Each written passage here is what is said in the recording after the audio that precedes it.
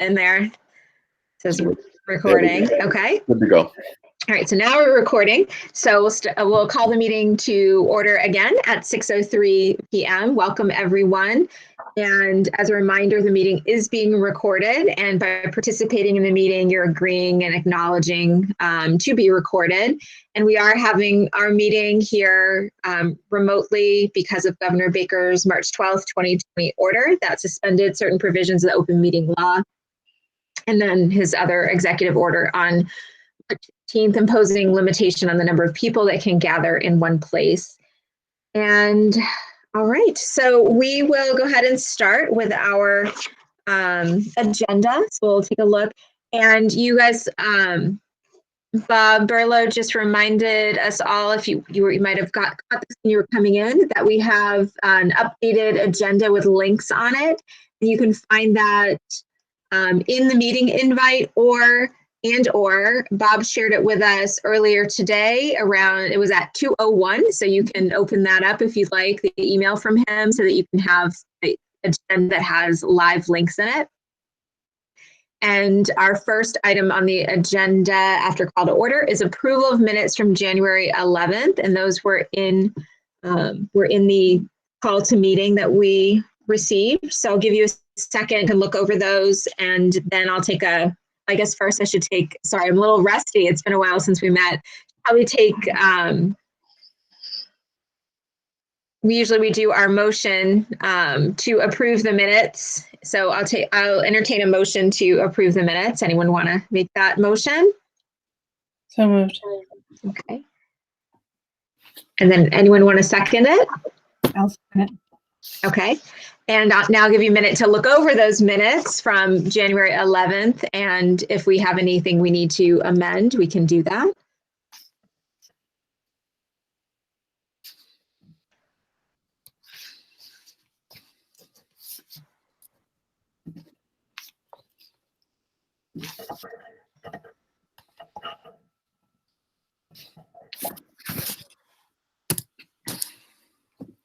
Okay, does anyone have anything that needs to be corrected in the minutes or any discussion of these minutes?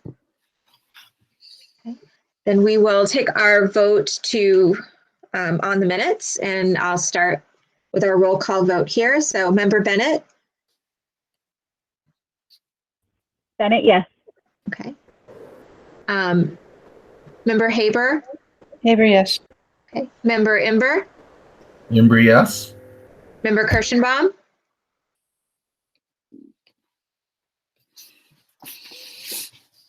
Oh, her mic's not working, but she said yes in the chat. And then Member Shapiro? Shapiro, yes. Okay, and then Smith, chair votes yes as well. So those minutes are approved. Everyone voted in approval of them. So then we'll go on to our next item on the agenda. So when looking at the agenda, Bob Berlow and I worked on the agenda, and what we thought we would do for tonight is we would concentrate on the Roman numeral 3 of developing the budget priorities and Roman numeral 4 of the staffing implications, because we figure this is gonna take a while. It might take us an hour and a half or so. With our old business, that we would at our next meeting address the old business of the district indicators and the postgraduate income outcomes. And then at the next meeting that we have scheduled, because we have we're scheduled out, you can see, for a meeting on the 8th and the 22nd. The 8th, we would talk about the district indicators and post-grad outcomes. And then on the 22nd, that we would address the get back into our policy work and look at those policies. We also have, as you can see on the agenda, there was a new item brought up by a member. Member Kirschenbaum brought up supporting students who are failing and in need of support. So that might actually, maybe that would end up coming up in part of our discussion that we have tonight on budget priorities. That might be something that just kind of naturally, organically comes up. If not, that might be something that we decide when we get down in the agenda that we can figure out if we want to put it into our meeting on the 8th, if it doesn't come up right in the beginning, Roman numeral 3 and 4. Does anyone have any questions about our plan for tonight? So we'll really keep it focused on the budget priorities because that's coming up for us. And the reason that became a priority for us in our committee is management before the February break. So at the beginning of February or so, we had a management meeting, and members of the management committee and people and all the members that were present at the meeting prior to that meeting, the full committee, we were talking about budget, and just didn't seem like we had a lot of input. So we want to make sure we all have the ability to look at, from our education subcommittee, what are our priorities, and this might help you with responding to the form that the superintendent has sent out as well, which is something that came out of that management meeting too. Okay, so Bob Borlow, you had said that with these links that we might want to just select them ourselves to look at, or you could share screen, whatever people preferred. So we're not sure what the group prefers. Do you want Bob to share his screen, or do you like having this big view of everyone? I don't know. I'll weigh in my opinion. I prefer it on the screen, I guess. Okay. And that's it. Then we will have it on the screen. All it takes is one. We aim to please here. So what I'd like to do is to kind of bring everybody up to speed on a couple guiding documents that we developed in the past to kind of let you know where we're at. My hope would be that by the end of the meeting, you'd have a more informed, maybe vision of where is the district lacking for staffing and for maybe textbooks or technology, and where maybe are we all right? And that maybe would give you a little bit more of a background information for the upcoming full school committee meeting when we're talking more concretely about the budget and what can we afford and what can't we afford and what might we reduce, all those types of things. So what I thought we would start with is the technology plan. And in the technology plan, which is from our district website, I'm on page 4 of that, and on page 4 it starts with the technology plan benchmarks, and these are it's all based off of our strategic plan, and the first area is all around commitment to a clear vision, etc. And down below, what we do is we talk about specifics of the strategic plan, and then we get into, and I think this was really the power of the beginning of this tech plan, how does the tech plan actually support that domain on the strategic plan? So I just wanted to kind of go through this with you guys so you had a better understanding of maybe what we've accomplished and maybe where some of the holes are. Please speak up because I'm not able to see anyone's face, or Christina, you can just say, oh, hold on, Bob, we got a question here. And that's kind of maybe how we can work this together. So the strategic plan under this first one, and that's to have people be able to do effective communication, all those things. In it, it was around for the tech plan to train both administrators, selected personnel in how to post and use things for social media, update web pages, have things be a little bit more, I don't know, dynamic. We made some progress there, I would say, under this step one. That's certainly, we have a long way to go as a district. So that one would still be sort of, as we move into our new plan, this plan actually ends this year. So we'll be developing a new one, and we've already begun that process. An emergency communication plan in partnership with local police and fire. We've begun that process. We're pretty well down this road. I would say we still need to finesse it a little bit more, especially after some of maybe the recent pressure from going through COVID and having some people in schools and all those types of things. Number 3 is to provide training to administrators on how to use our alert system to send out all calls, both voice and email. And I'd say we've accomplished that one there. We've got everybody that needs to know how to do it. There's a backup in each school in case somebody goes down. So I'd say number 3, we've pretty much accomplished. The 4th one here is to create a budget book. At the time that we had put this into action, we actually didn't have that in place. We've done that. We've revised it twice.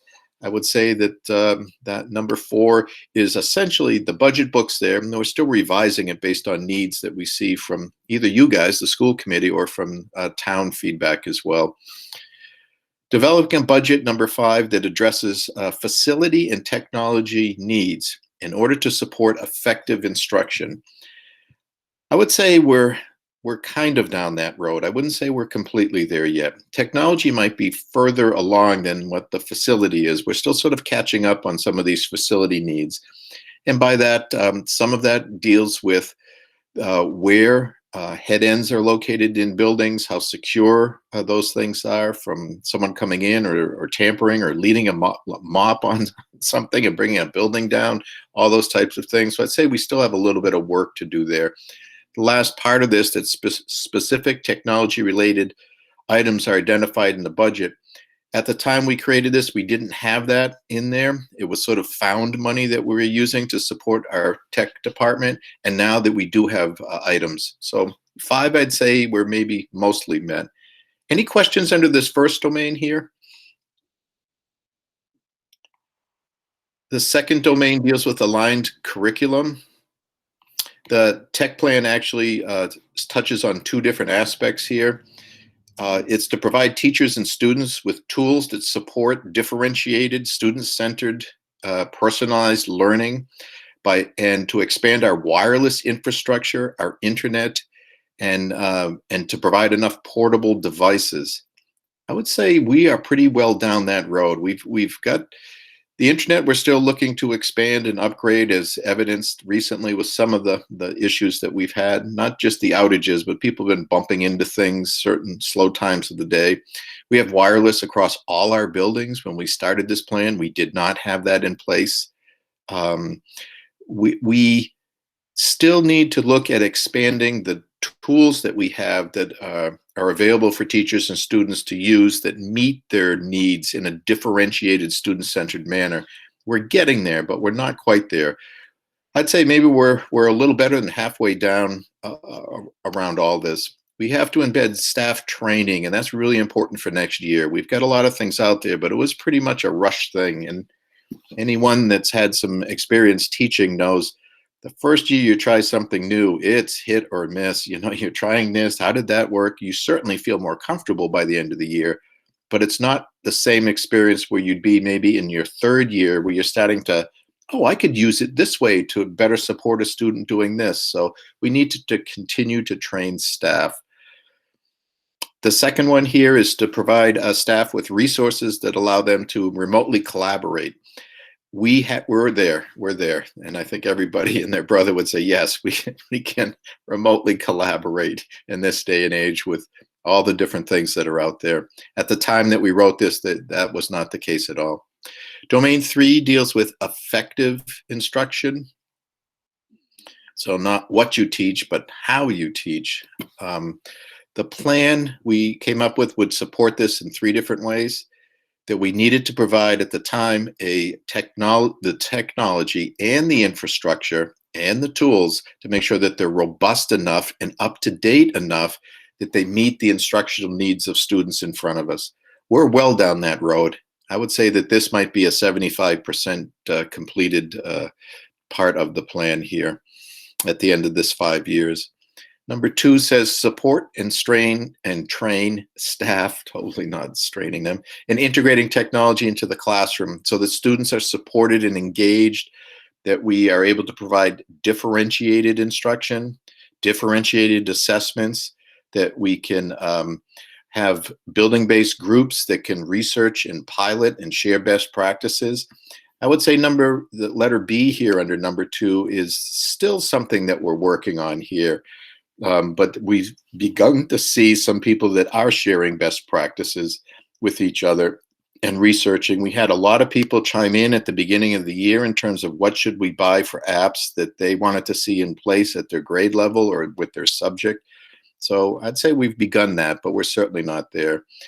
And then this letter C, this is ongoing. This is around data analysis. How do we work together to use data to support our decisions in terms of next instructional steps?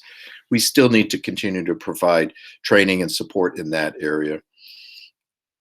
The third one here is that staff would regularly use technology to prepare students to be successful beyond school. I would say that we're kind of drinking from the faucet, right, the garden hose right now, and we need to get the pressure and the rate of change slowed down so we can start to reflect on this, which is we don't need to train students for their present. We need to train them for the near future, you know, and looking down the road a little better. So I'd say this is an area number 3 where we need to still put some time and energy in. The whole thing around targeted feedback, constructive feedback on how students can improve. That's another area that our whole professional development plan has identified that we need to provide some support. And it's good to see different plans overlap. Any questions on those 2 ones? One dealing with curriculum, the other one with effective instruction. We do have a question from Laura. Yeah. Sure. You know, I think I got my mic working. Can you hear me okay? Yes, we Very can. good. All right.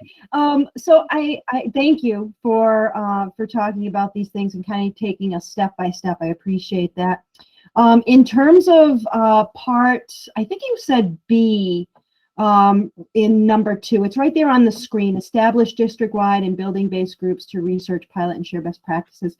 I'm wondering if you have considered, or in that underneath that bullet point, and not to get into the too far into the weeds, but I think that this can be a something that's helpful for teachers and students, is discussing what's working well with using things like Google Classroom, and sort of unifying teacher approaches to try to align the experience so that students can engage in Google Classroom in sort of a unified way. So like what one teacher's doing in one Google Classroom can look vastly different for students in another Google Classroom. The content, the material is the same, but the way that teachers are engaged with the Google Classroom can vary widely. And this can be sort of an obstacle for students moving through the grades. And I'm just wondering, you know, again, not to get too far in the weeds, but it really does help parents and students and teachers if they have that kind of a conversation. Yeah, Laura, I'm glad you brought that up. We've gotten feedback from parents that states that almost word for word, that how this teacher is using it and the way they set up their classroom is very different than this one, and this one works better than that one in terms of how it's organized or how they disseminate things or where the kids actually are responding or putting work or how they respond. So that is something we absolutely need to do.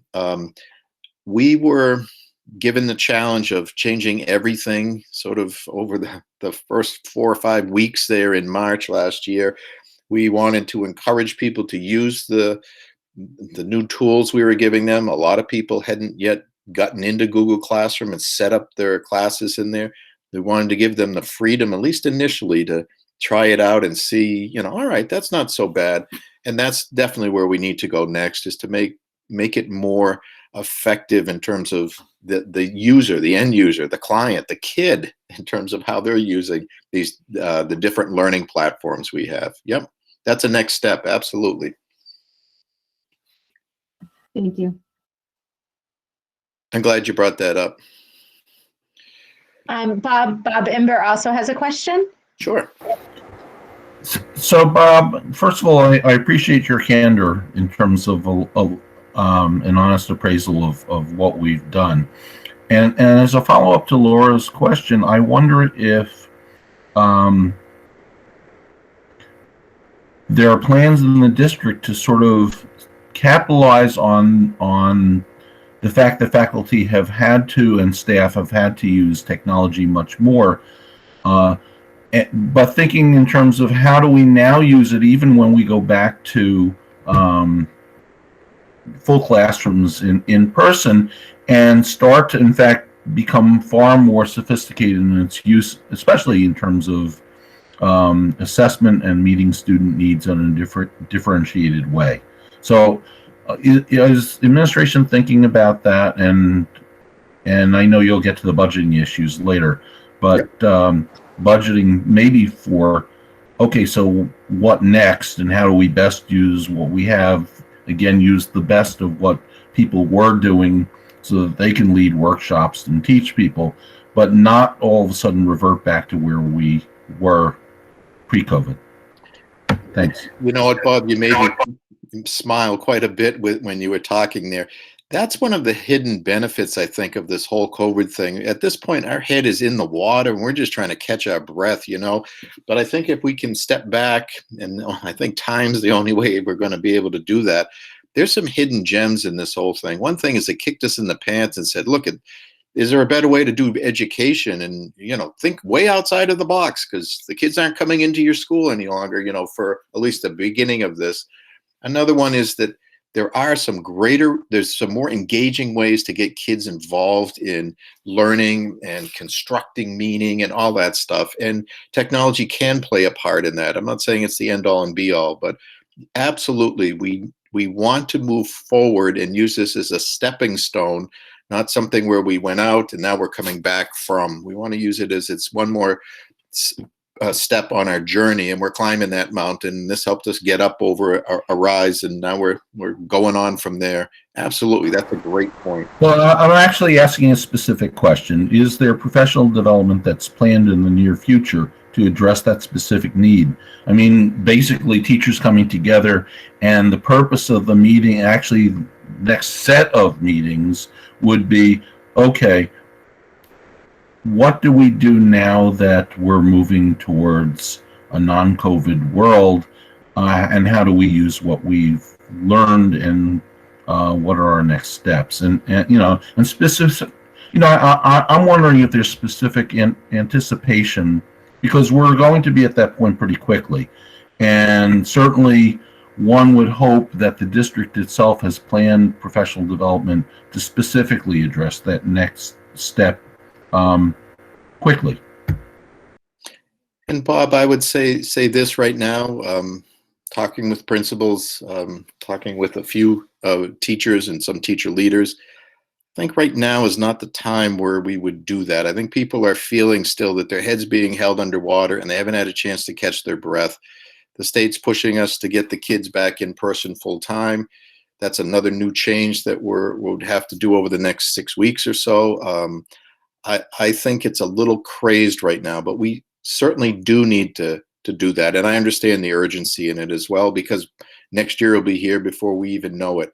I think we have to do it, though, in a manner that allows teachers to still be bought into the process and not be checking out because they're overwhelmed. And what are you pushing on me now? This hasn't been great for people that have a low tolerance for change the last year or so. So if we're going to get this to work, we need people on board with it, and we need it also to be heard by people that are in the schools, not just something that's put on an agenda and they blow it off because they can't deal with it right now. And that's some of the feedback that Brendan and I have both gotten from principals as well as teachers, that they're kind of at that point where they're saying, look, give me a break right now. I'm just trying to get caught up with where we're at. Okay. I just wonder if that's actually a way to ease the transition. Because you're talking about the state saying in 6 weeks, you know, they're looking to have all kids back. And maybe that's what you say. Look, let us help you with this transition and how to utilize those skills. Just a thought. Yeah, thank you. I certainly will keep that in mind. And that's something that's not the way I'd thought about it, actually. So it's good to get me to think a little different there. There's 2 spots here left on this, and I'll just go through them quickly. One is professional development and structures for collaboration, and the other one's around social emotional learning. We've begun to use survey data more and more to monitor students' needs and progress, and that means beyond just academics in terms of their social emotional needs and progress or areas we could help to support them. We've definitely, over the 5 years of this plan, we've also developed a professional development plan each year, and that's been very specific. And each year we poll both the administration and the teachers to see what the top initiatives they identify, and we combine that with district initiatives that we're pulling together. The professional development needs, I wouldn't say that they're completely embedded in the budget process. They are very much grant dependent. Almost all of our professional development that we do, that the district runs, comes from grants. I would say well over 95% of it comes from grants. There is some money within the local budget that teachers are able to access and self-direct where they want to go. But in terms of the district and what we use to provide professional development, it's grant-based. And that's not something I'm advocating we necessarily change, but I am letting you know that as we move forward in outlying years, if certain grants start to dry up, this is something we would need to consider to bring internal to the district's budget. Because right now, this is an important use of these funds, and it's not something, I think, as Bob was indicating, that is just going to go away in a year. This needs to be kind of ongoing, this support. So I just wanted to make you guys aware of that. And once again, sharing best practices, we're just starting to tap into that. Under SEL, social emotional learning, the tech plan was designed to help to develop and implement lessons to help students learn to become safe and responsible digital citizens. That's the aspect of SEL that we took on. And I'd say we're maybe a quarter of the way down that road.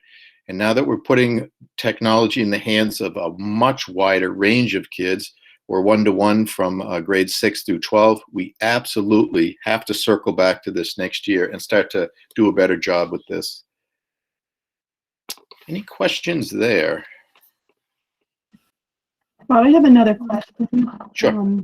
I don't want to step on anybody else here, but I'm just curious to know, it sounds like there's some things that we've made some strides on. It sounds like, COVID and some of the money that we received kind of brought us into the, a step ahead with acquisition of some technology, Chromebook, and so forth. I'm just wondering, what do you see as some of the major obstacles that we've had in making greater progress with this plan? Good question, Laura. I would say it's twofold. And if I'm going to be honest, as Bob said, yeah, I appreciate you being honest here.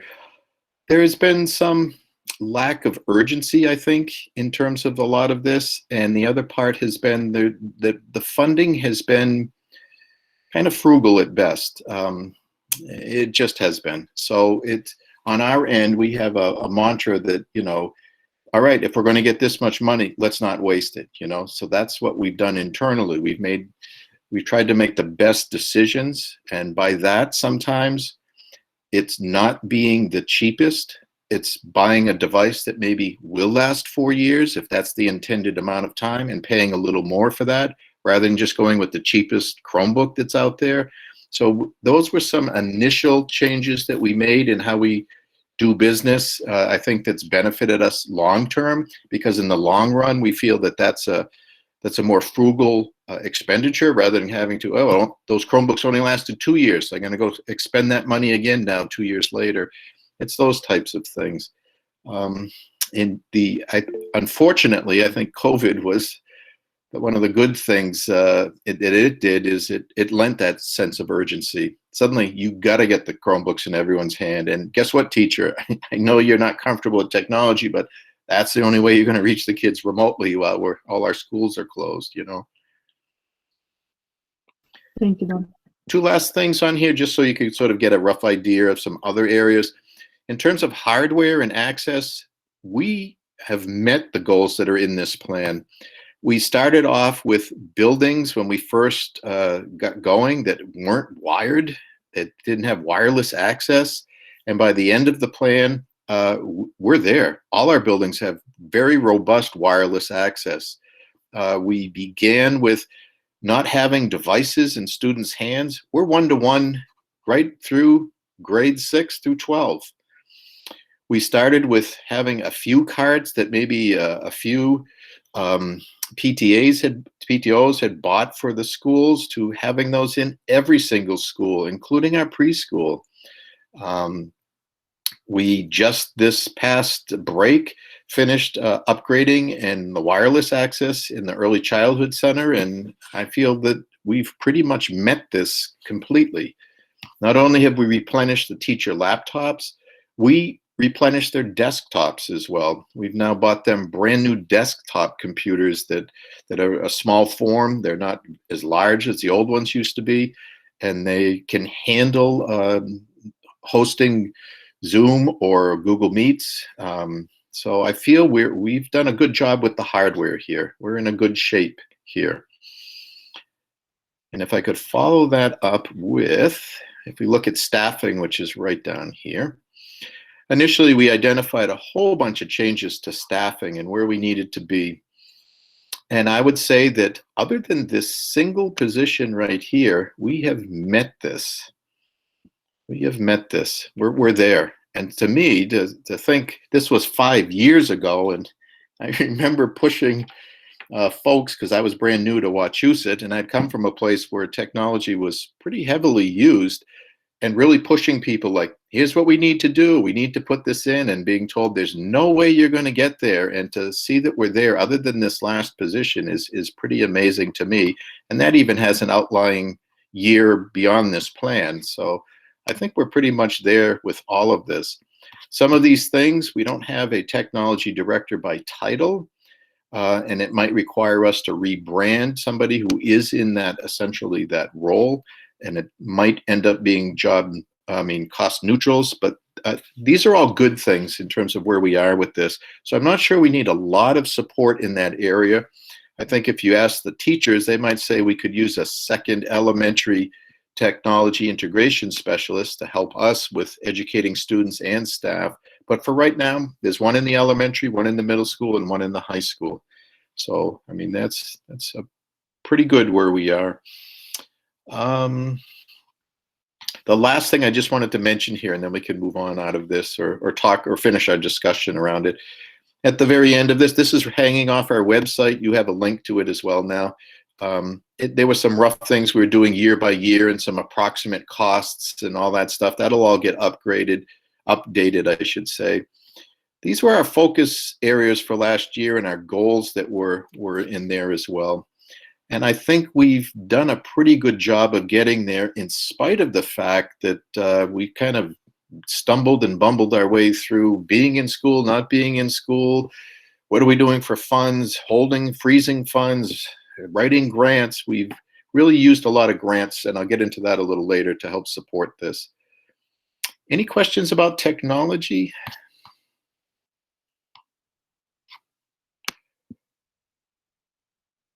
I'll just make a general comment, Bob Berlow. It's that I do remember, I'm very proud of the work that you guys have all done in getting, and the teachers have done, and the central office staff in getting us at least to a beginning place now to do what Bob Ember was talking about, to really run with this. But we wouldn't have been able to do this work if you guys hadn't created the technology plan in the first place to really get us going and to put that in. And it is heartening to hear some good news coming from the work in our district. And I'm glad to hear that the teachers are adapting really well and they have the support for technology. I'd like to hear more when you talk about staffing, about whether or not you think that elementary tech position might be something we want to advocate for, or if just another elementary person, or if the one is adequate, you think,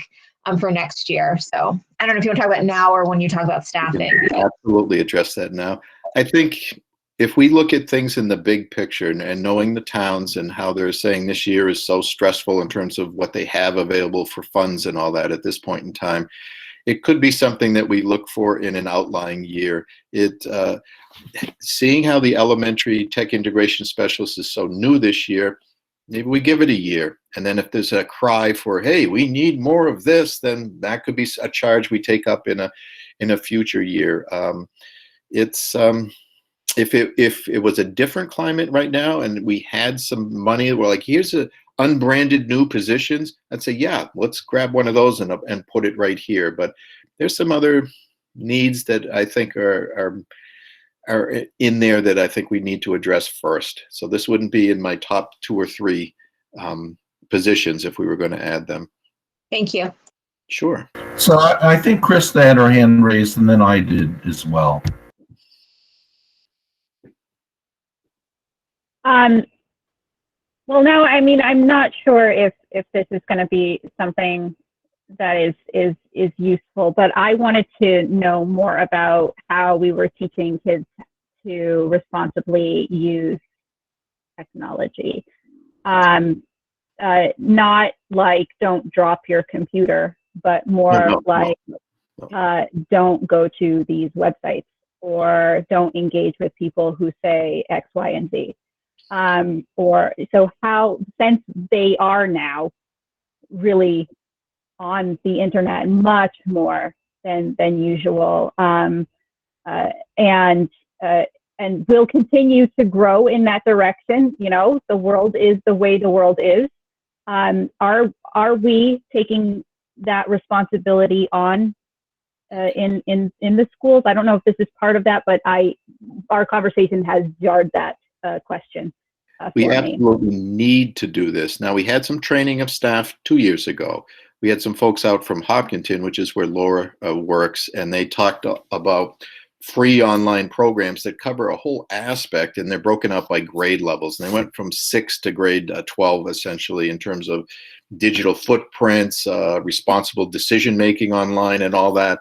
And to me, that made a lot of sense. There was ways to embed it in both ELA, history, into math lessons, those types of things. So it's not like it has to be a standalone, we got to pull all the kids and they got to now filter through this teacher. There was a way to embed it in a lot of those, including different activities. And it included other things such as, you know, not just stealing someone else's work and calling it your own, all those types of things. So there were different small little lessons that were in there, but they were repeated throughout each year, and they were expanded each year to become a little bit deeper. So, and that's what we were initially doing. I'd say that we have had some blinders on the last year or so, just trying to survive and meet the challenges of, now you got to get this plan. Now we got to know what this is. What's your cleaning protocol? What are you doing here? This HVAC isn't working. Oh my goodness. So we've got to now step back from some of that, because we've kind of got it figured out, and circle back to these things. And Krista, that this is one of the important areas. We got to start definitely in grade 6 and start working up, but probably earlier than that as well. And they have an elementary curriculum that's in there. It's a little cuter and clickier than the middle grades and the high school one, but that's what we need to start to explore, because once kids are out there, it is, you're leaving footprints on the internet, and where is it safe and where is it not safe, and all those types of things. Yeah. So just to, like, you know, follow up with that, and absolutely. But, you know, so not so much, and I think it's great that, you know, that we're able to trace some footprints, and then, you know, teach about best practices in school, right? You know, like how to do, you know, a search in a responsible way and then cite it correctly, right? Or not, you know, take somebody else's work, plagiarism, and all of that. And I hear that, and that's fantastic. And then we definitely should be teaching that. But I was more thinking, you know, they are going to stumble upon things. They are going to find themselves in discussions that aren't appropriate on the internet. And it's not about us tracing where they're going. It's about more teaching them, you know, to know their limits within the internet and find safe places and feel safe and be able to leave those situations. So are we, you know, can we expand how we're teaching them about being responsible on the internet to also being personally responsible for themselves on the internet, not just educationally responsible on the internet? Well, there's some of that in here, and we're crossing a kind of fine line between maybe what's a parent work with the kid on and what does the school work with them on. There's Right. a fine line between that. I will let you know that we work quite diligently behind the scenes, and we never talk about this ever, to upgrade, to expand, and even to change the whole way that we monitor what kids do and what sites we block. And that's much better than it was just years ago. And so there's less, oh my God, look what I stumbled on. It's now those things just don't seem to happen the way they maybe did 4 or 5 years ago. And also it's a more robust tool, so it's a little bit smarter. If I type in, I'm researching something about Middlesex County, but it's got sex in there.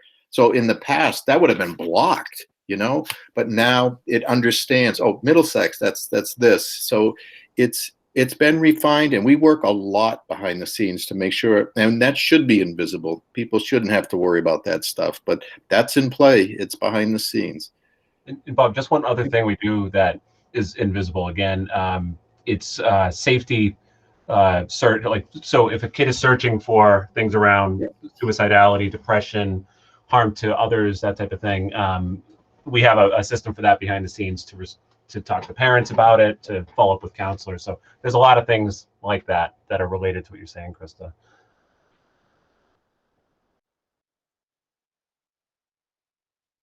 I know I probably didn't give you the whole answer that you were hoping for, but that's one of those fine lines. The last thing we want to do is see this site, don't ever go there. And they're like, oh. No, it just seems a little bit more like, I don't know. So instead of teaching a baby not to put a fork in the socket, we're just covering up all the sockets, which is fine, which is great. We should cover up all the sockets. That's good. But, also saying, hey, maybe you shouldn't, and teaching them why. Yep. It's And maybe more there's what areas I'm we kind need of to fine tune as we move forward. There is a section on responsible citizenship that's in there, and there's some of that.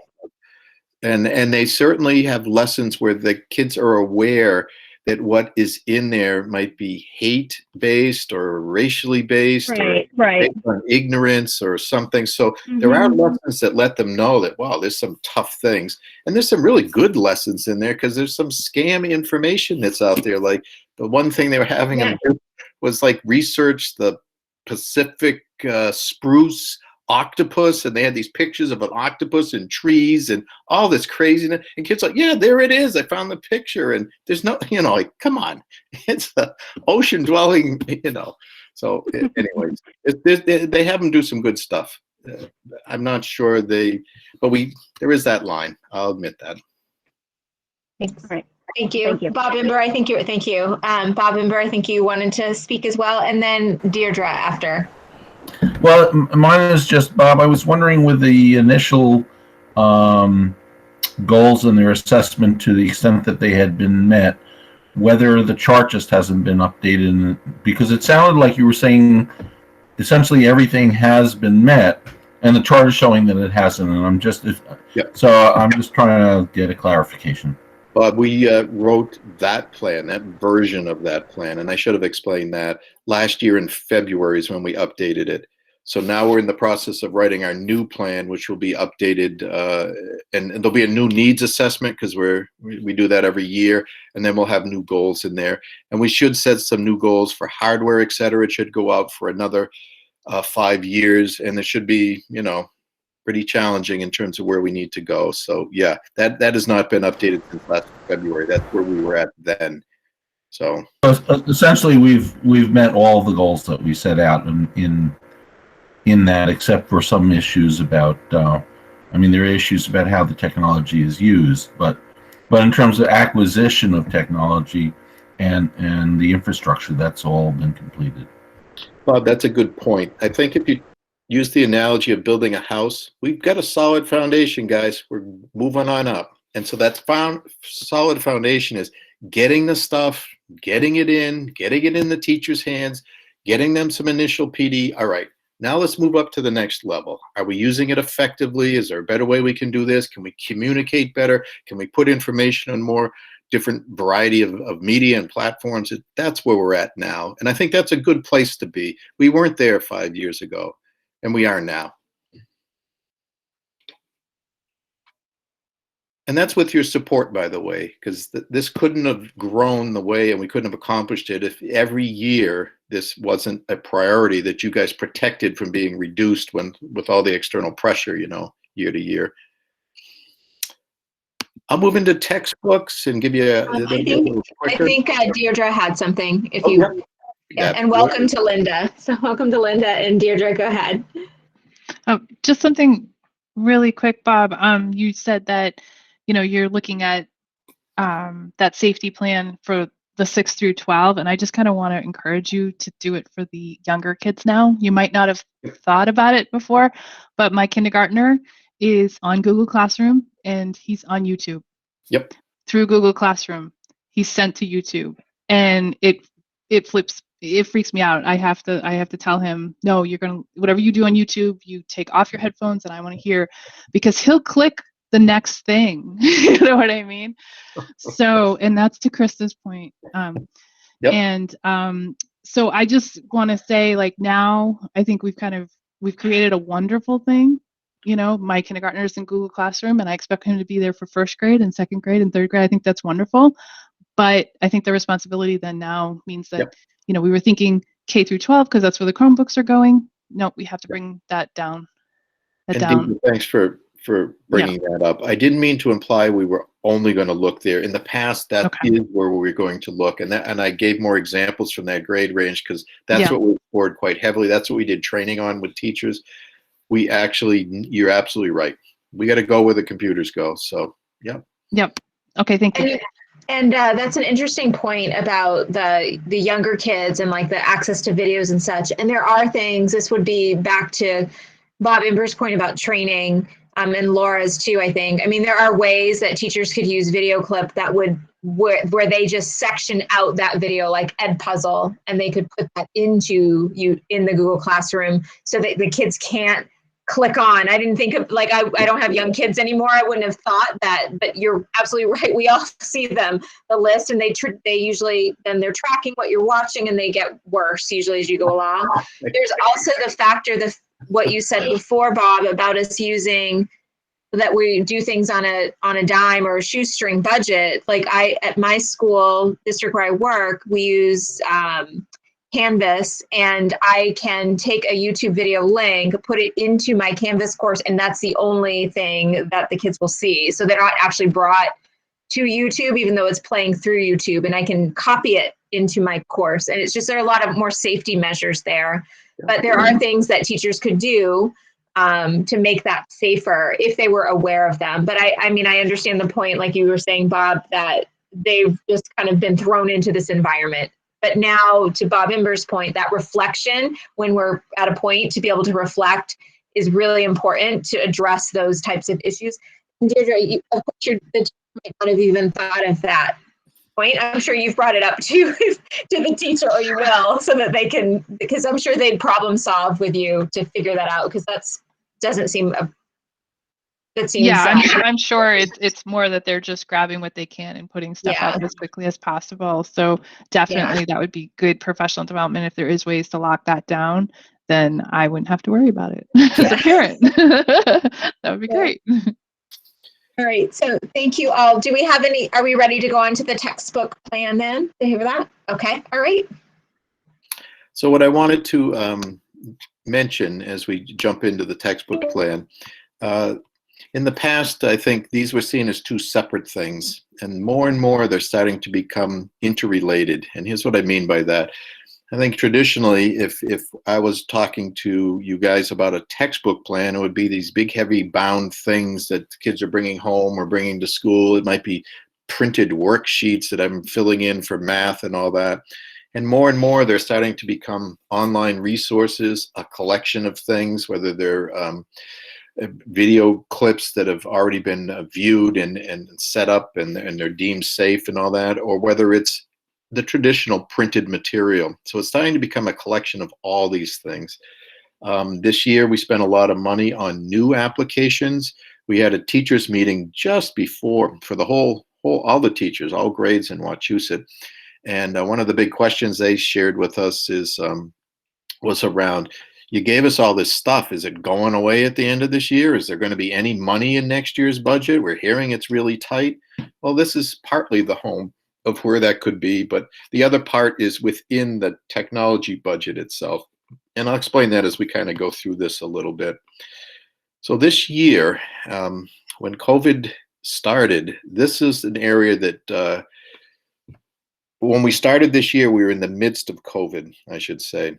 And so what we did is we didn't know the exact impact that buying PPE, getting different cleaning solutions, maybe buying equipment that we needed for the schools. So this was put on hold essentially for the most part here. And by most, I mean more than half of it was put on hold in terms of let's not spend that. Let's wait and see if we need to expend funds to get us through whatever this year was going to bring for us. One of the big hits that happened is right here at the top, the elementary, our early literacy program. We did not make any progress on this year. And this year we were to get grade 3 and start some pre-training for grade 4. None of that has happened yet. And unfortunately, it's just tough to have a gap in this program. Teachers are ready. Students have already had the program up to this point. So as they move forward, they're not having the program. So it makes a big difference. So this is a challenge. I'm hoping that we might be able to partly address this with some funds maybe that we have available this year, now that we're getting down the chute and we know and can project what our total COVID cost might be for PPE, the protective equipment, and for other things such as cleaning solutions, those types of things. We've got HVAC under control now, that maybe we can recover some money and put it in here to at least get grade 3 going.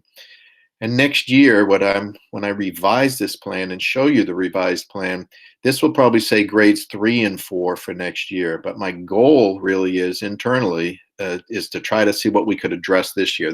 Would be my top priority for this year, is to try to move that early literacy program forward. We did renew. Bob, yep. Just a quick question. Could you please share your screen? Am I sharing my screen? No. Thank you. Oh, I'm sorry. Thank you. It says an error occurred, so let me jump back in and do it again here. There we go.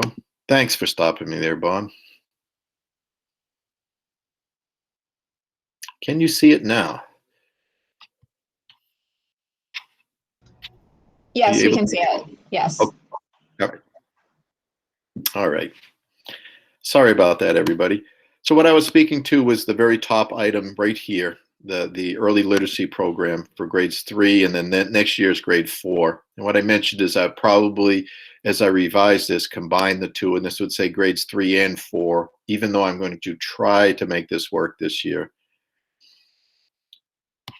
This is something we did fund because Actively Learn is a program. It's online. The grade 8 history textbook is included in this Actively Learn. So this we did fund this year. Part of it came from a grant that we wrote. We did not do any of this for the high school English language arts. That's been put on hold. Middle school history textbooks. We were able to pay for the grades 6 and 7 online textbooks through one of the federal grants. So that's been accomplished, but that was to no cost to us locally, which was a good thing.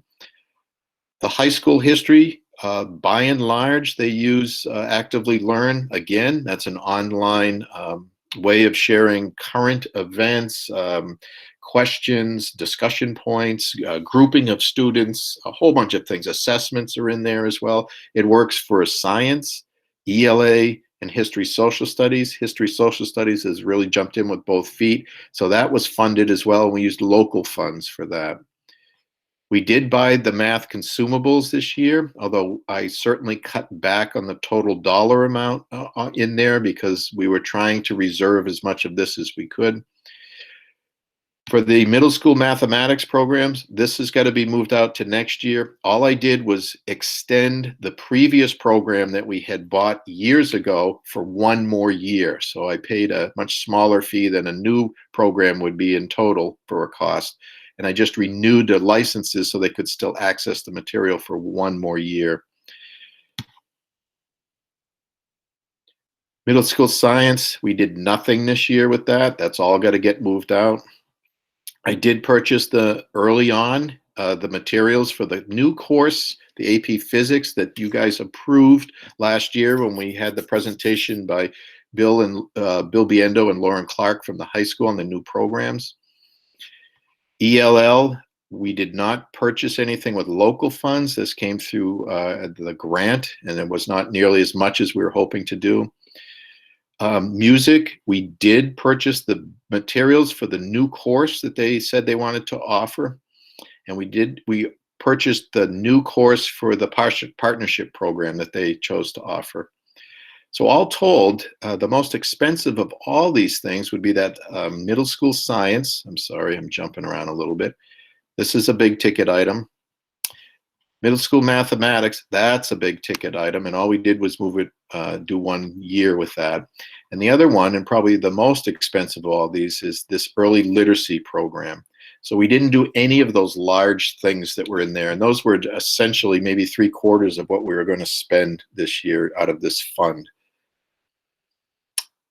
Any questions about textbook, what we would do going forward? We absolutely, these are pretty defined. The early literacy program, what's in there is pretty defined.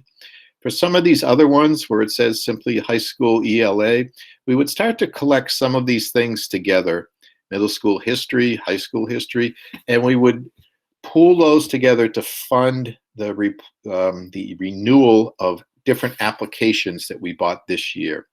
So these more generic things, I was trying to spread money around to different departments so that if they wanted to add a course, if they needed to upgrade their, I don't know, their sociology books or something like that. But we're going to start to collect those together. So this will evolve, and they'll have some different phraseology out here as we move forward. The definition of a textbook is very much different than in the past. And at the very bottom, I tried to get into some of this. It is a collection of different materials. Any questions around textbooks? Yes. I know. So the kids in third grade this year, did those kids have our early literacy program, Fontes and Pinnell? I assume it is. Yep. In years 1 and 2. Yep. Okay, K1 and 2. They've had it for all those grades. Okay. So how are they being taught now? The teachers are doing a kind of maybe a combination. They were trained, these grade 3 teachers were trained the year before in how to use the BAS. That's an assessment of students' progress. It's based on leveled readers. So we do have books and things that are leveled, but they don't have the other program materials that the other grades have. So it's kind of a mishmash right now of different strategies and what we're using for approaches. You don't have to answer this question now, but are we going to do are we doing assessments, or are we going to do an assessment of how the kids are doing with reading? Yeah, we're doing, for reading, we have a couple of tools in the toolbox. If you have a student in front of you, or if you can talk to a student directly while they're doing a certain reading passage through the computer, you can conduct the BAS. It's much more difficult to do that remotely. Knowing that, we bought into a completely remote online tool, and that's called Star Reading. We also bought into Star Math, and that came from another grant that we wrote. So both of those were grant funded. Those can be done on the computer. If the kid's not in front of you, you just need to make sure that it's really the kid's answers and the parent isn't trying to, help the kid. Because it really is meant to identify strengths and weaknesses in the student so that we can adjust our instructional practices. So that's the importance of it. And once parents understand that, they get out of the way and just let the kid do what they're doing typically. Also, in terms of, we bought another thing through our large school reopening grant, and that's Lexia Learning. Lexia Learning does a few things. It assesses where students are at. It can monitor students' progress, and it can provide remote, individualized online lessons to students based on answers and prompts and where they are in their learning.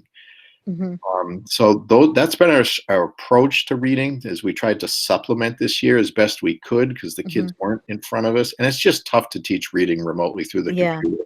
It just is. I have no doubt. Yes. Yeah. So one other quick question: the math in the middle school. Yeah. Are we changing the approach to math next year, or? Maybe, I don't know. Maybe they seem to like, right now we use Big Ideas Math. They seem to like that. But what if I could speak, Linda, because I don't want to put the cart before the horse here, or any of that other stuff. Maybe that's not a good analogy. I don't want to tell teachers what they're going to do. It has to be something that's organic and they explore it. And does this make sense at this point in time to move forward with the program or that? They seem to like Big Ideas Math, and that's what we have currently in play. However, what I've noticed is there are supplemental applications that they kind of have identified, like, hey, if we could get this, this would really help with that. If we could get this, this could help with that. And I see that. I think that's where we might end up. It might be, here's the main structure of the program, but here's these other components that help kids to, I don't know, get real-time feedback or quicker feedback, or take this quick assessment, or this gamified thing that engages the kids a little more in fractions or something. So I think it'll be kind of a mixture like that is what our program will end up being. Okay, thanks. Yeah. And that's not unique, I think, just to math. I think that's kind of where we might end up. Science itself, science is becoming not the book, but a collection of all these different resources. And that might make sense moving forward. Thank you. Sure. I think Krista had her hand up. Deidre, did you have your hand up before me? Yeah, I just wanted a quick question and a quick comment, quick question to that. So I do appreciate that you're saying that textbooks are not books anymore. I think that that's really, really good. That's a collection of things. But are you finding just that collection is actually, the collection of resources that you're purchasing is actually more expensive than a standard book? Are we talking about, by going in this direction, which I'm fully supporting, but just also keeping in mind that it means more expensive non-textbook book? You know, that's what. Teacher, I don't know if I could say more or less. It kind of depends on the grade range and also on the subjects. At first, absolutely, it seemed to be a lot more money. These days, as things have started to change, I'm not quite sure about that. I'll tell you this, and maybe this is the most important information to take away from that whole textbook thing there. You don't have to worry about the details in there. I think the people in the trenches inside, they work up the details. I think what you need to understand is, if we had a 0% increase right now, we have about $800,000 that we've built up each year in textbooks right now. That is enough to sustain the direction we're going to go as a district, whether we're going to slowly have more apps and less printed. That's enough money to make that work. And that's enough money for the funding, the eye of funding, to go from science in this grade level to history here to that. And if the state changes their curriculum, there's enough there to catch up a year or two, and you can do those things. That's what's important to kind of protect. So if you have, what I would say is, if you're hearing something, this is what would probably send your antennas up, would be, oh yeah, and we'll get to this town request by reducing textbooks by half or something. I think, as Christina pointed out, one of my first meetings here, she went into the library, pulled the book out and showed us the copyright date and said, this is embarrassing. And that stuck in my head right away from when I first started here 5 years ago. We have a system in play now that can keep us moving. It's not something that's a 5-year plan, that's for sure. It's spread out over 9 years, but there's enough there to make a difference and to keep us going.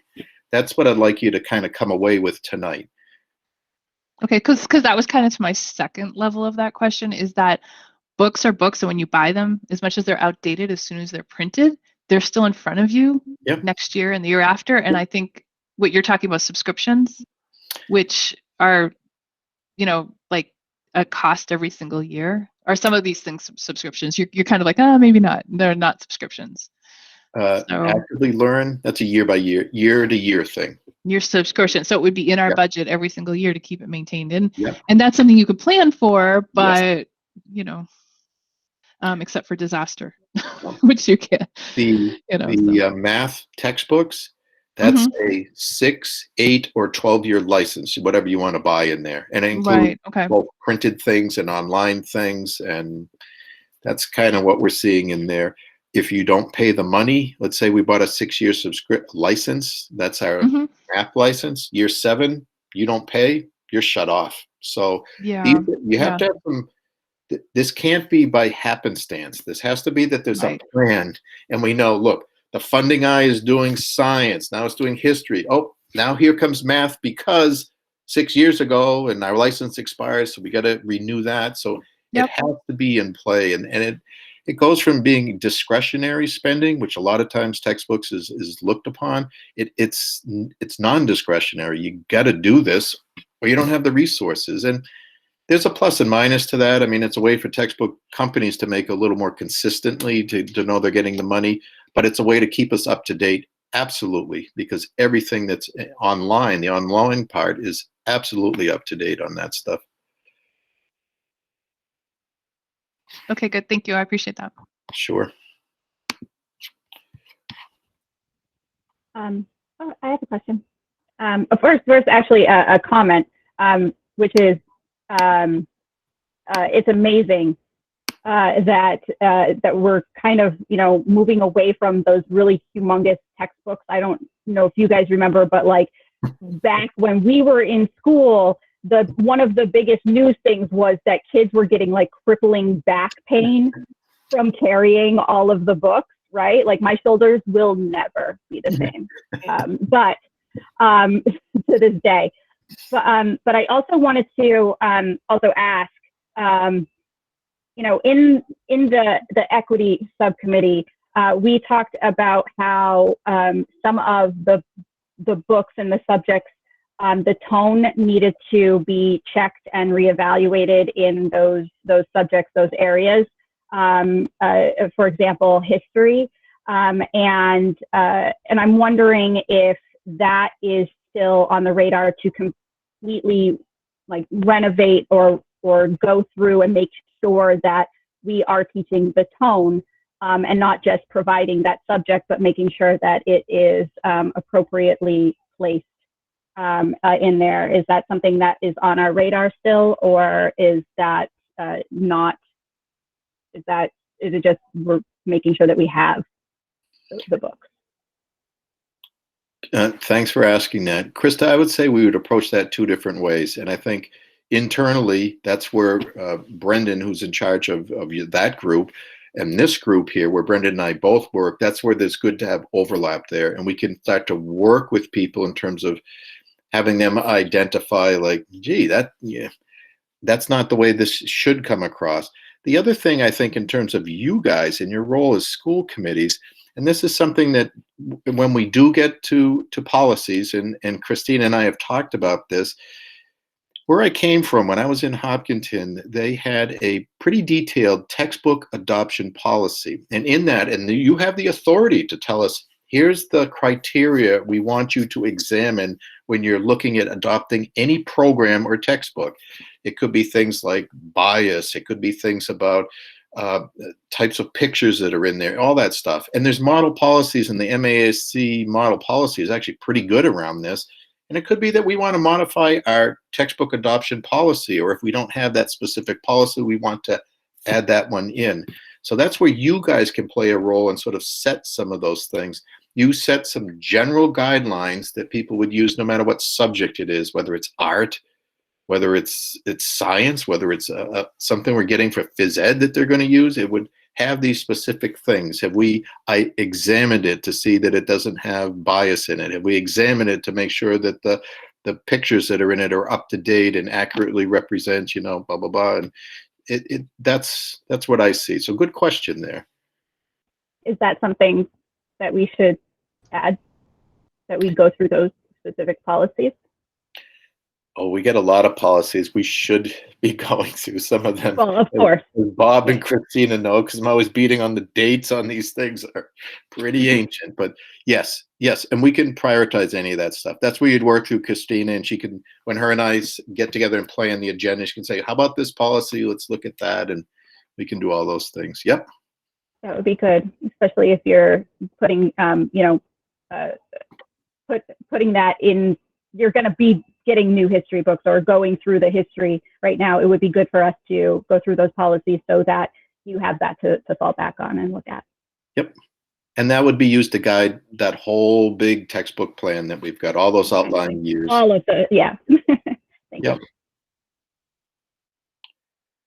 you want me to move on to staffing on the agenda? There's some staffing documents. Well, I had a hand raised. Oh, I'm sorry, Bob. Go ahead. It's okay. First, in terms of the textbooks, they used to be big and heavy, but when I went to school, they were made of stone, so it was a lot worse. But Oh, my God. and we do have a policy in terms of textbook adoption as well. I'm just a little confused by, on the one hand, I think you're saying that we're in not bad shape and we could glide for a while. And then I thought I heard, so I didn't hear that correctly. No, I don't.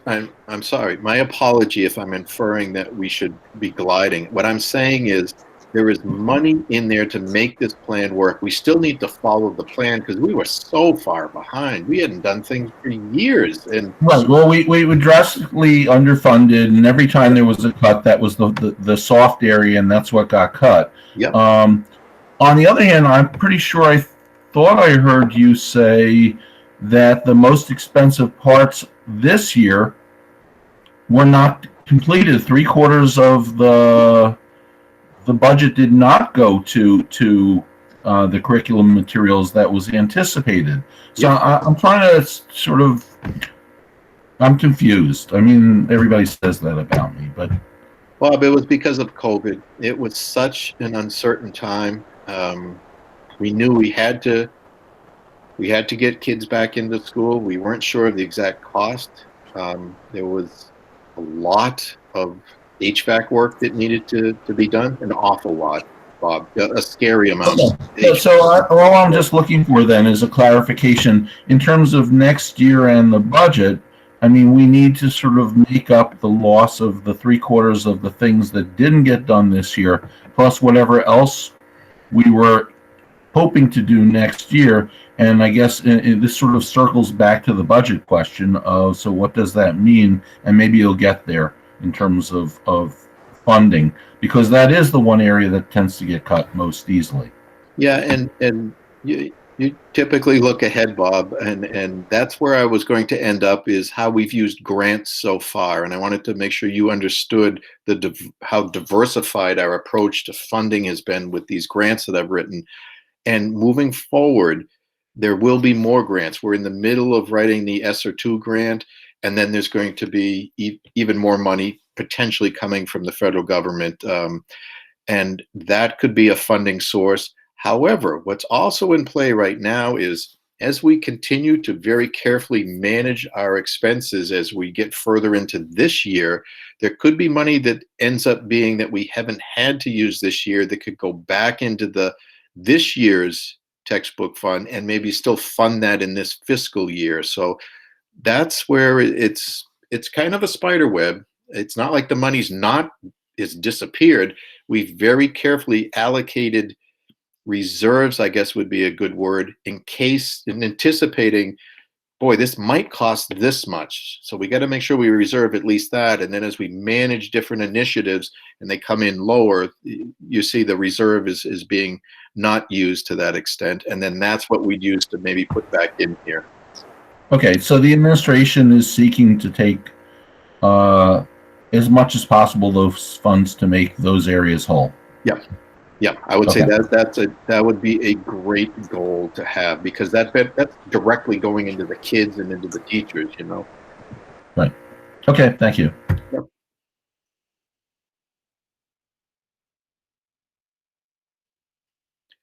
Christina, you want me to?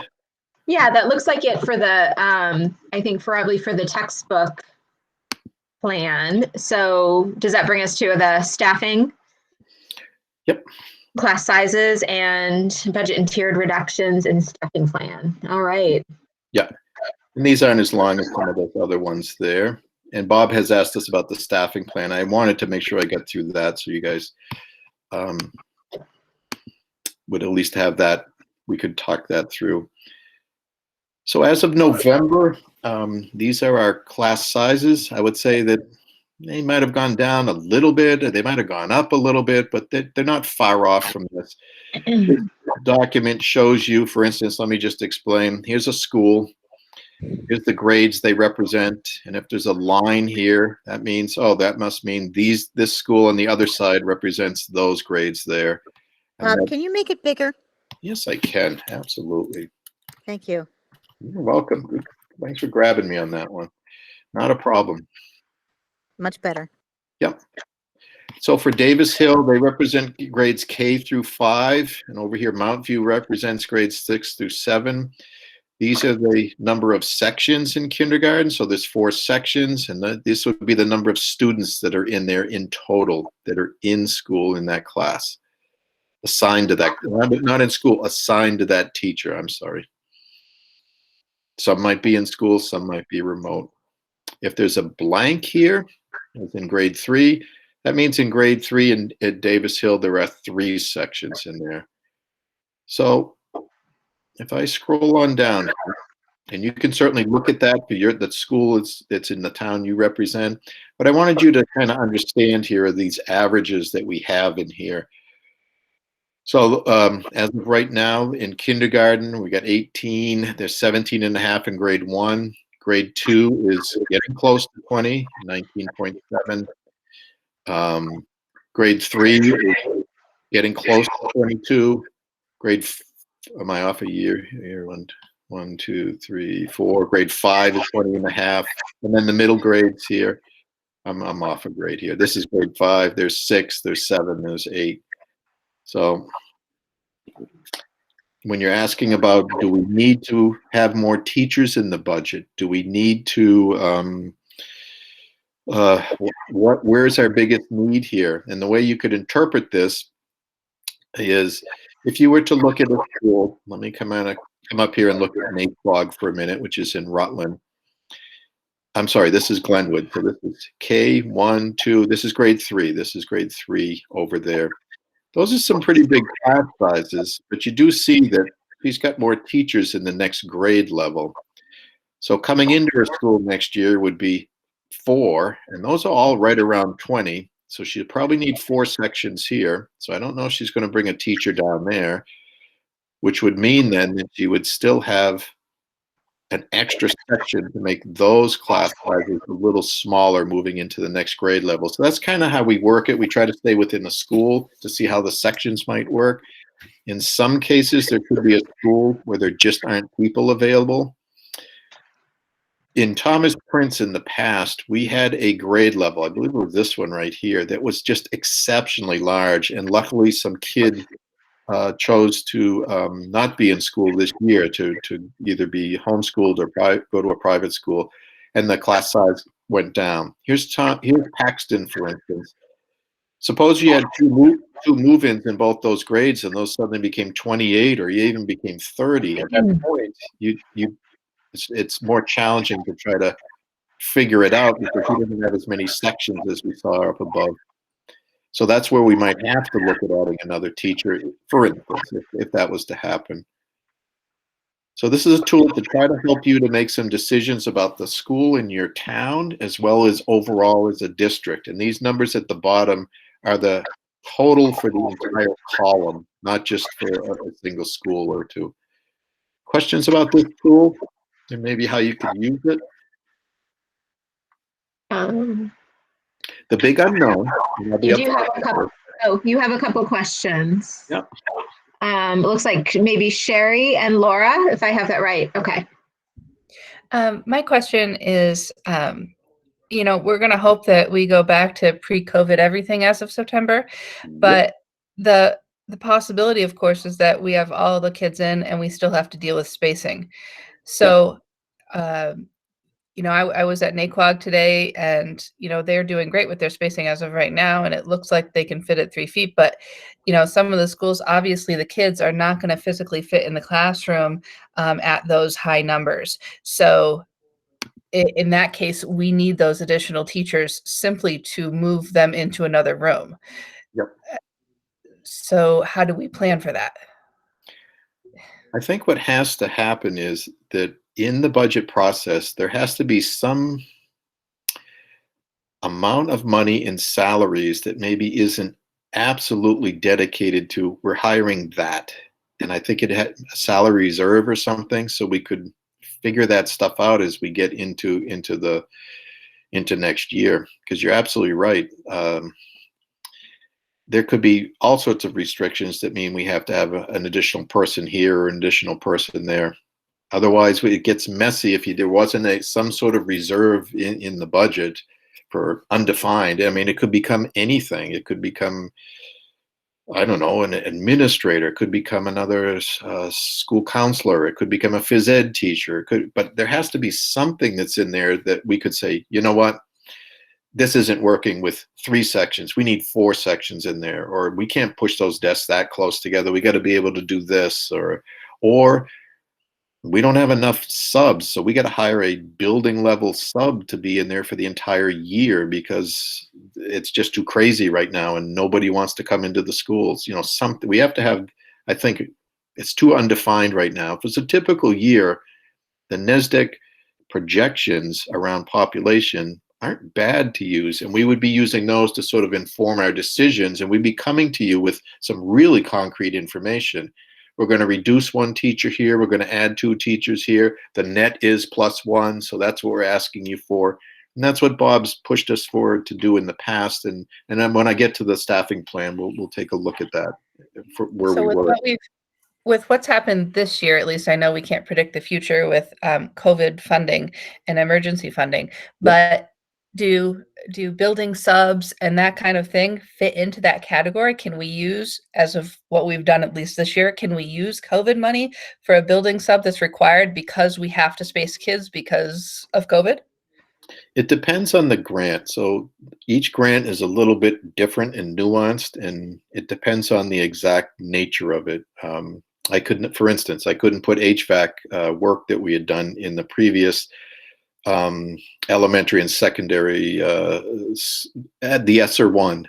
I can in the ESSER 2. It's this coming through the same funding vehicle, slightly different restrictions. So now I can. So it's kind of nuanced that way. We would have to read it and see what we can do.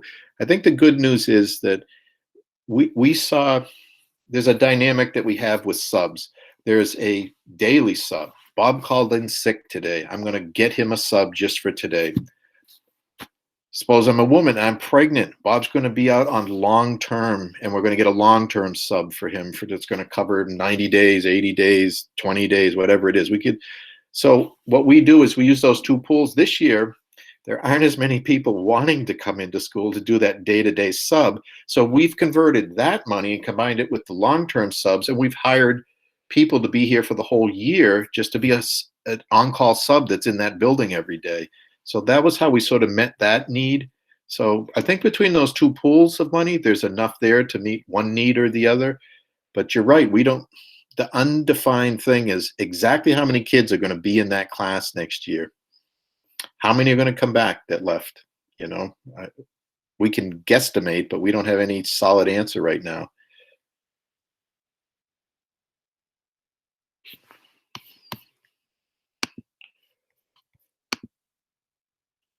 Thank you. I think Laura, you wanted to speak?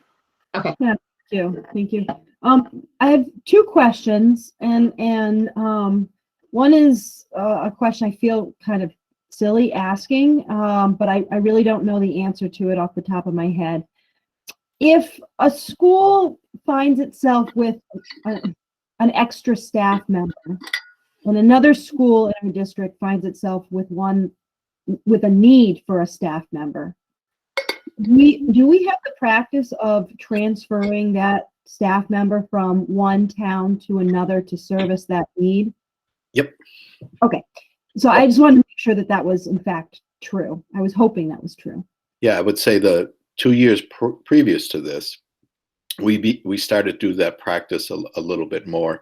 So let's say, Laura, that let's say you're a science teacher and suddenly the school you're in, the middle school you're in, the numbers aren't there. We said we're going to reduce one, and then there's another school across town, another middle school, and their numbers are growing. The way we approach that is we would typically reach out to people and say, "Are you interested?" And if we have no one that's interested, then we would do an involuntary transfer, and we work through the union and all those things. So there is the capability of doing that one way or the other. We've been lucky because people have said, "You know what? I think I'm ready for a change. I'll go over there and try that out." And we've been lucky, and we've been able to use some of those. Yep. And when you say across town, you mean across the 5 towns, correct?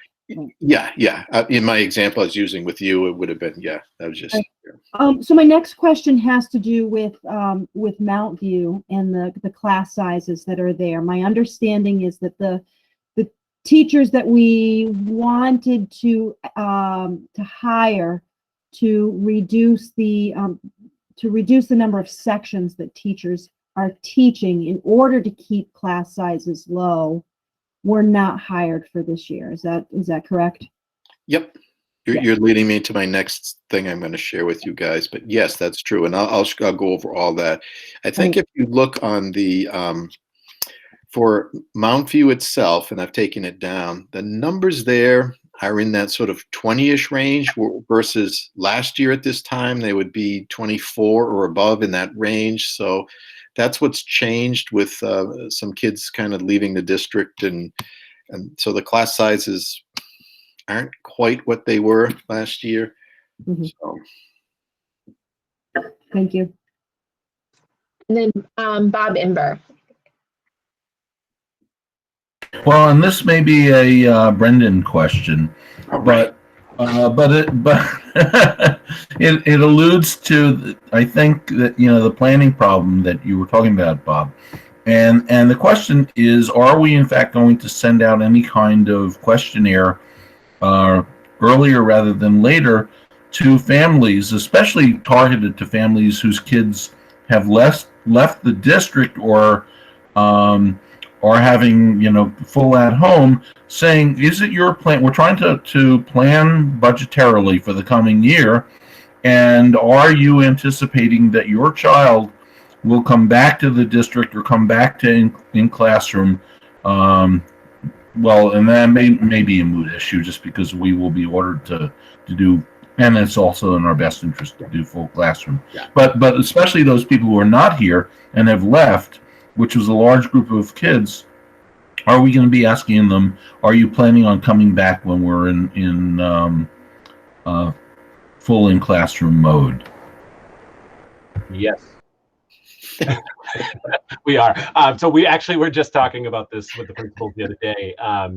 And I've done a lot to keep those families connected, especially the homeschooling families, where they can stay on for district messages now, even though they're technically not enrolled. So we've been feeding that relationship, and we will be following up with them with a survey. That's great, because that'll help us with the budget planning if it's done sooner rather than later. Thanks. That's one of the big takeaways, I think, for a central office as a whole that we had. We needed to be 2 weeks to a month earlier on all these things that we were doing.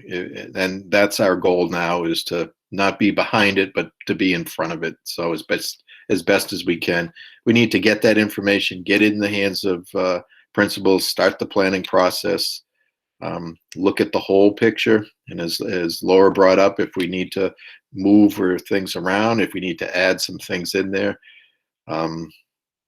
In previous years, if I had come forward to you and said, look, we just want to have this unbranded little reserve of salary for the staff in case something comes up, I would have expected you guys to push back like crazy. What do you mean you don't have a plan?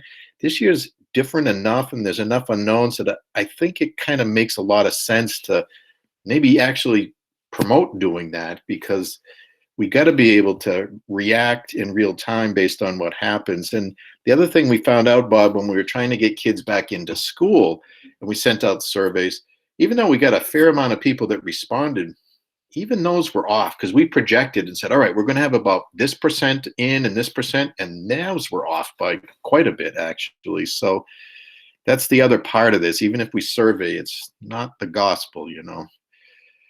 What was there a trend in how they were off in terms of either vastly more or vastly less? The funny thing was, overall, if you asked me what was the average, I would say they were off by about 10%. We were figuring it was going to be 80-20 in terms of 80% in, 20% at home, and it was more like 70-30.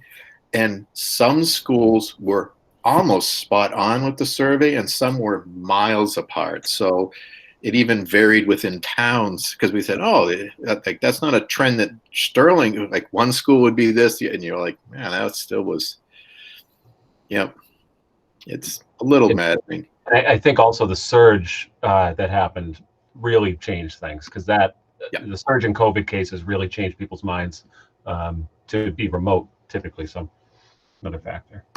I also think, though, that the way that the survey was said was if they wanted to switch from hybrid to remote, they could, but if they wanted to go from remote to hybrid, they couldn't. So if you really didn't know at that point, you picked hybrid just in case. Yep. The great point. Great point. Yep. Great. We have two more. Thank you. We have two more people in the queue here, Linda and Deirdre. Well, you basically answered my question, except I was wondering if the high school was even more sort of underpopulated, for lack of a better term, than the other schools. Because my son's he's got 2 kids in some of his classes, so. Yeah, the high school's about a 50-50 split between students that chose to be remote only and students that chose to come in person. And I think grades 10 and 11, there was more kids that wanted to be remote, and in the first 2 grades, there were more kids that wanted to be in person. Mm-hmm. And from my experience in another district, the older the kids get, they've built relationships. They're kind of good. They don't need to be in school all the time. And in fact, sometimes it works better for them to do the remote learning. And it also, quite frankly, better prepares them for college, because college isn't the way it used to be either. There is that fair amount of remote learning that you have to do. And to teach the kids the responsibility. Look, someone's not in front of your face telling you, yeah, get that done and hand it in to me right now. They're having to take the responsibility and develop that.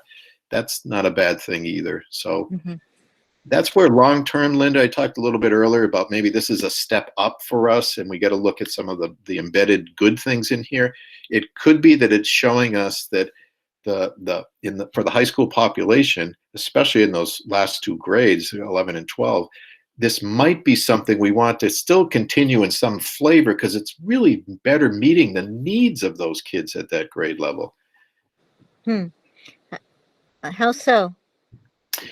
That maybe we have in-person courses, and maybe we have remote courses, and maybe we have one where a couple days or a couple weeks or 1 day a week I'm in person, and then I'm in remote for 2 days.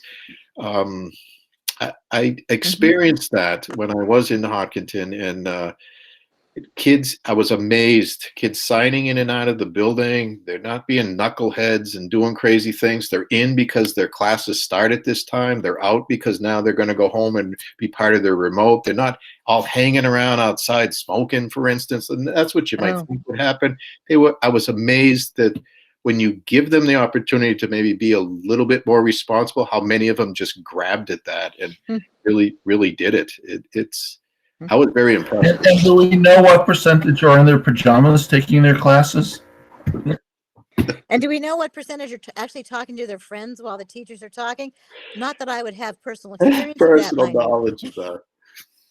See, those are all the things I think you have to sort of start to give kids the opportunity to mature through, and in college, I think it's much higher stakes and it's more expensive, and that's not the time to start to figure out, like, Oh, I guess I blew that course. I was, up too late and on my phone and not paying attention.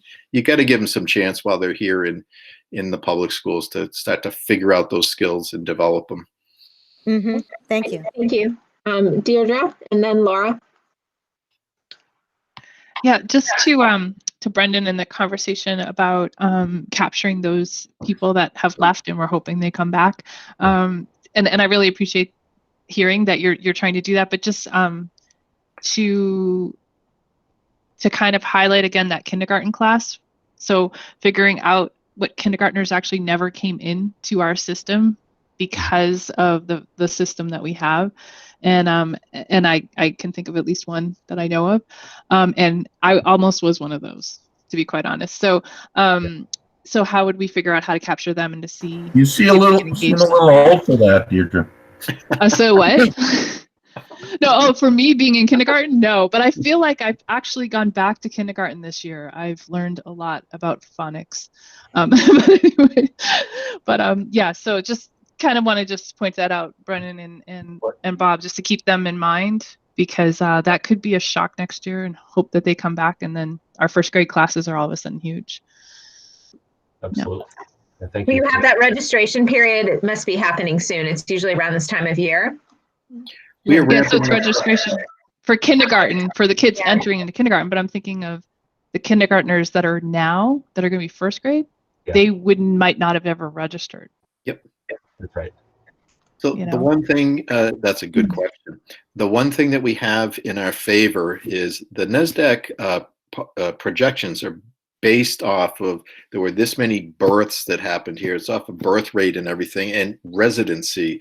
So we know that if all things were equal, we should expect this many kids. So Brendan has the ability to compare those two things and say, geez, there's only 50 here in Houghton, and we're expecting 65. So there's 15 kids missing there. And that allows us to at least make somewhat of an informed decision here. And like, oh, we better keep that in our mind and see, will that work if all 15 now show up and we only have 3 sections, and how's that going to work and all that stuff. That's kind of the spider web. And additionally, for anyone that went to private or charter school, we flagged the new ones this year as well. So we know that number. So anticipating these conversations. Oh, perfect. Good. You guys were on it. All right. Thank you. Laura, and then Bob. Deidre, they say everything you needed to know you learned in kindergarten. So now that you've gone through a second time, you're going to be awesome in life. Definitely. I know it all now. Bob, I have a question, and this is just from our conversation. It's causing me kind of to think about this. Yep. In terms of numbers at the high school, my understanding is that they are, about 50-50 who have been remote and who are in hybrid. In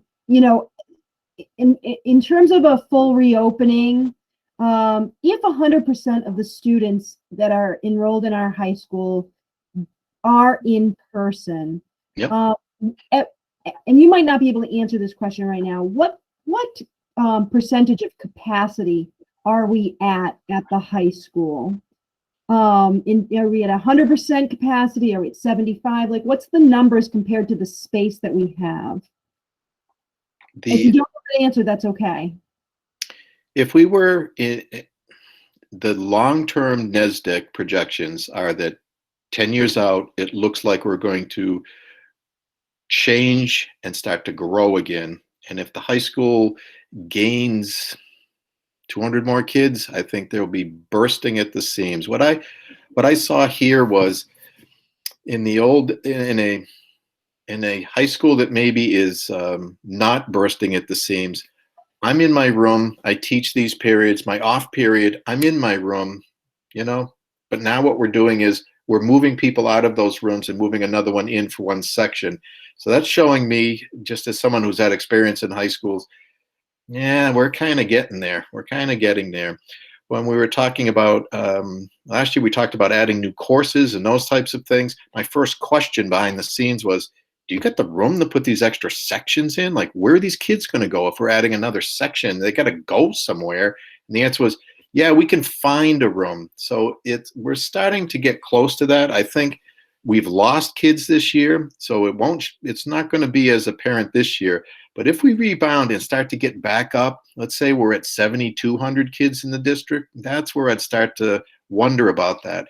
Now, the good news is one way to work around that is if there's this model in play where we're not just requiring kids to be inside the brick and mortar, we're saying, look, we're still going to educate you, but this AP, whatever course, it's going to happen remotely. You're going to be at home. It'll happen at this time. Or this course, you only have to be in for 1 or 2 days a week, and the other 3, you're going to be remote. That's a way to sort of alleviate the pressure on the physical space. So there's a way to get around having to expand or do a building project at the high school and all that stuff, is to look at maybe how we're doing education and not requiring everyone to be inside the brick and mortar every day, for 180 days in the year. So thank you. And let me just share my line of thinking here and why I was asking that question. I was actually asking to see what kind of capability we had if there was need to alter the high school at grade levels from 9 to 12 to 8 to 12.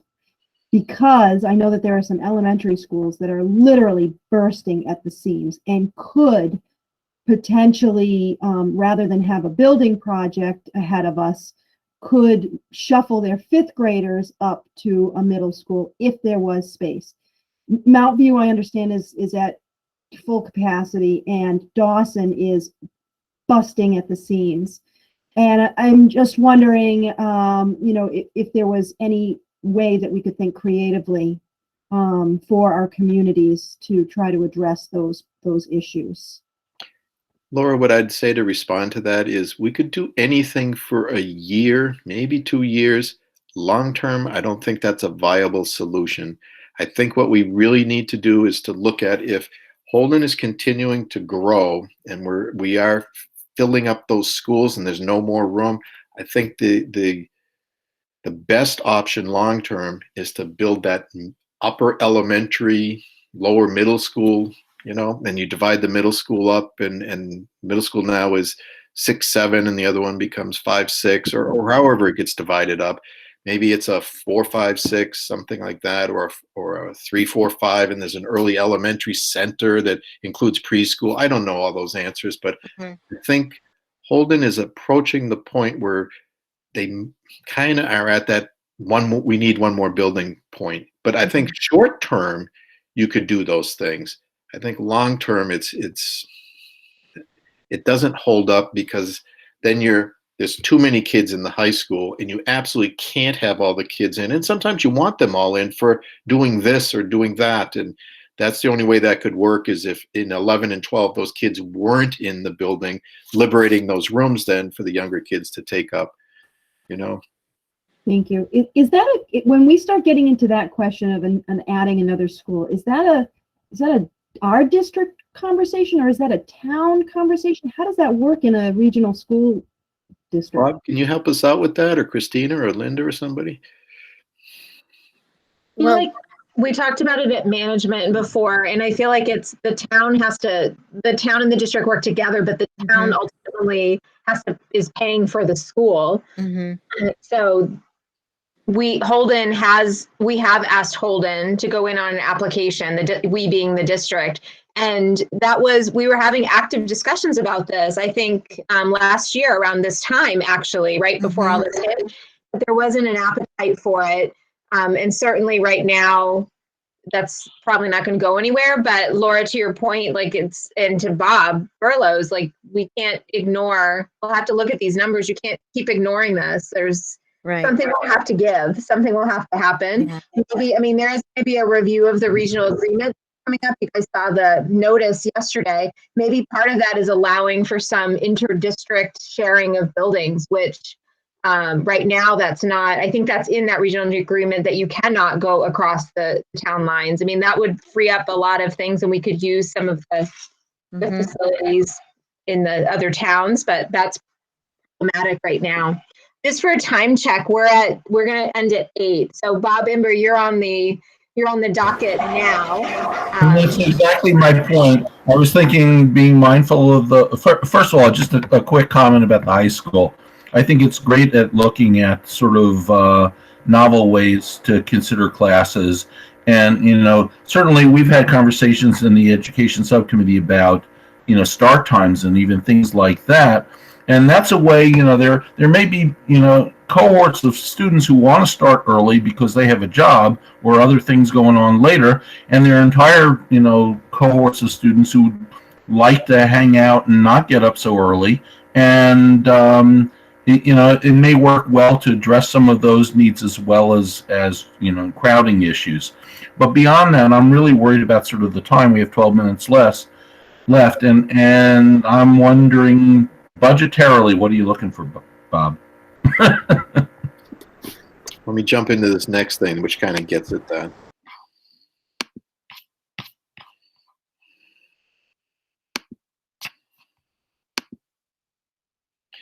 So here's some slides from the presentations to the towns, and I think you guys have kind of seen this as well. Essentially what it's saying is this year, FY21, we've hired a new SPED teacher. This is what we've hired this year that we not necessarily all these things were what we planned on. We have out a nurse leader. We haven't hired anyone yet, but that money's dedicated towards a nurse leader. There's 3 part-time for each school, elementary guidance counselors, 3 full-time. They'll be split 50-50 between 2 schools. We hired 2 technology integration specialists. We've hired, at least 2 building subs, I think, for every school. There might be 4 of them at the high school, something like that. The assistant principal at NAQUAG, and we added 1 more custodian in here. Something that was in our plan for this year that we did not do was the 2 additional Mount View teachers. So those were not brought on board. For FY21, we also made reductions to staff, and we brought everybody back except for these folks here. A curriculum supervisor, that was for kindergarten through preschool through grade 8 was the curriculum supervisor. There's a variety of classroom teachers, and those are ones that retired that we haven't brought back the positions for them. And there was 1 reduction to clerical in the central office. In our staffing plan for next year, for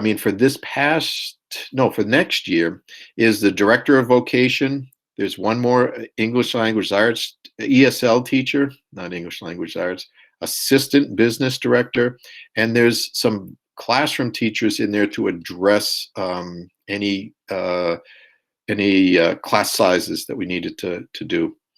So I just wanted you to be aware of those things.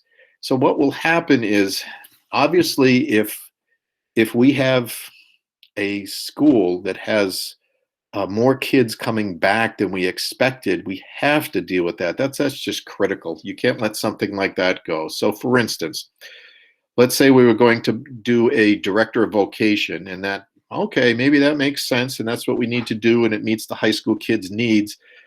But if we have something where class size is there, that would trump that. We absolutely have to address that. So that's where I was saying an undefined amount of money might make the most sense that's in here. The other thing that we could push back on is things such as, oh, you want an assistant business director? Well, how can you make that work internally by maybe modifying 1 or 2 positions so that that's not an add-on? That's essentially maybe cost neutral, or it's only a few, maybe a couple $10,000, $20,000 difference. So that's where I think the informed discussion that we have on Monday night has to be around some of this stuff that's in here. Like, okay, if you need that, then how are you going to make that work? Or is this an add-on? And that's kind of where I am with staffing, Bob. Below, as you guys can see later, we have put money in a variety of different things. It has included some positions that are in there. It's included a ton of different programs that are in here. We spread this all over the place. So, and that's what we'd continue to do. Is I think you'd see similar things as we move forward. The grants should be spread pretty far and wide, because that's how we got to operate. So, Bob Berlo, thank you very much for all this information. I think it was nice to just sit and listen to where we are with tech and the textbooks and staffing, class sizes. And I'm just wondering in these last few minutes if members have any other questions you want to ask to help you inform priorities for our school committee. Is there anything that you want to ask Bob Berlo? Or Brendan? Bob, sorry, you want me to raise my hand? No, go ahead. Too late for that. I think, and maybe it's sort of a management direction in terms of the budget, but it seems to me that one of the most severely lacking, I mean, I'd like to see that position in the high school having to do with vocation. Thank you. I think that would be an important sort of place to move. But the other thing that if I were wearing a McKinsey hat here, and I were consulting the district, I just think we are woefully lacking in somebody who is dedicated to facilitating and planning, and getting the district to have very good goals and to nail down who's going to do what and when they're going to do it. And I just think that budgetarily, we have to sort of, it is probably our greatest weakness as a district, at least in my experience. And it's sort of a pivotal role, and yet it seems like, just an add-on. But it is the most critical consideration, I think, if there's any sort of extra kind of money, to say, we really do need a person in this position to get the district focused and to develop good, solid plans that are, again, 5-year kinds of plans or 7-year kinds of plans, and nail down the specifics of who's going to do what and when they're going to do it, and how are we going to proceed forward in terms of getting funding, and whether we want to pursue grants or we want to do this through the towns. And the towns have responded. Anytime we've had a good plan, the towns have come across and they've come up with that money. And when we don't, including the staffing plan, which never got put out to the towns, it's a problem. And so I just think it's a major weakness of the district. And so I'd like to see something in our budgetary plans to sort of put somebody in that kind of role, that can also give monthly reports to the school committee. Okay, here's what we've actually accomplished in our plan. And you need an additional person because we are just too thin as a district. Yeah, I'd like to respond to some of that. I think you have the structure in place to get plans generated, but the people in those roles need time to think. So I'll speak just for me. I can't be out there making sure that HVAC work is being done and checking up on things, and where's the PO for this, and is that in there? That just takes way too much time. You do have a superintendent and a deputy superintendent in your structure right now, your whole structure of the positions you have. Those people should be able to come up with plans. You pay them a lot of money. Those should be some smart people. They should have experience. Those positions should come up with being able to do it. You have to offload then who's following through with this? Who's the one that's going to put those HVAC units in? Who's the one who's going to purchase those textbooks? Who's the one who's going to arrange that PD? That type of thing.